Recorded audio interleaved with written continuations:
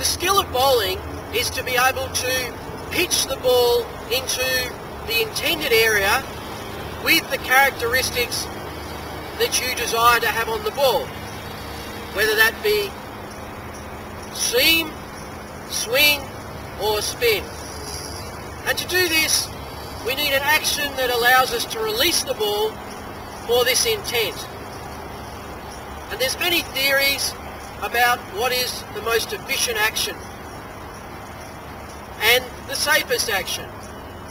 So we have the side on, which is the action where the leg points side on to the wicket, or the front on, which is the back leg points down the wicket, and in between, which is called between side on and front on.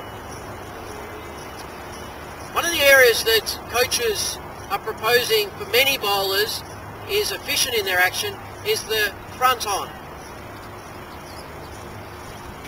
What I'm seeing with a lot of these front on actions is that by the time the ball is released, the hips have opened out prematurely, the shoulders have opened out prematurely, and the arm is forced back to the intended, pushing the ball towards the target. The question is whether this is efficient and whether it actually does help prevent injuries.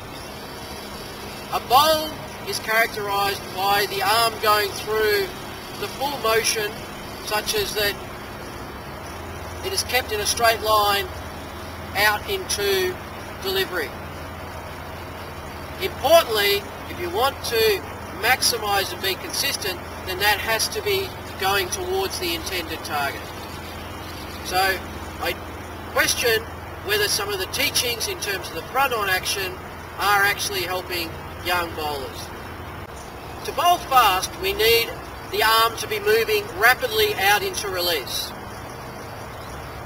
Many are proposing to improve this that we shorten the lever in the load, and that by shortening the lever we decrease the length of the arm out into delivery, and such that by the time the arm reaches the point of release it is going more rapidly.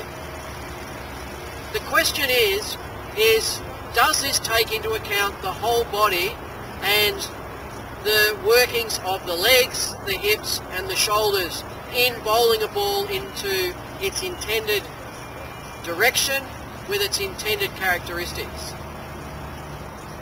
And if this is prematurely achieved and the other parts of the body haven't been able to release out, then what leads to is not a quicker arm action, but actually a slower arm action. So I think just to focus on that one area can lead to inefficiencies. The other theory that's around is that by pulling the front arm in quicker, you increase the speed of this arm. Well, the same theory applies here. If this is pulled in prematurely to the rest of the body having set up and uncoiled out of its positions, the legs, the hips and the shoulders, then what it leads to is actually a disorganisation of the whole movement and consequently an inefficiency in the release. Getting rotation on the ball is critical to spin bowling. And one of the proposals is that by shortening the front foot stride in the delivery, then a spinner will bring their weight over the front leg quicker, thus increasing the speed of the arm and obviously increasing the rotations on the ball. But again, we have to think of the whole body, and if this is done prematurely for the setting up of the arm and the shoulders, then we actually lead to not a more efficient bowl, but actually one where the body rotates out early and the ball is just pushed towards its intended target instead of spun towards its intended target.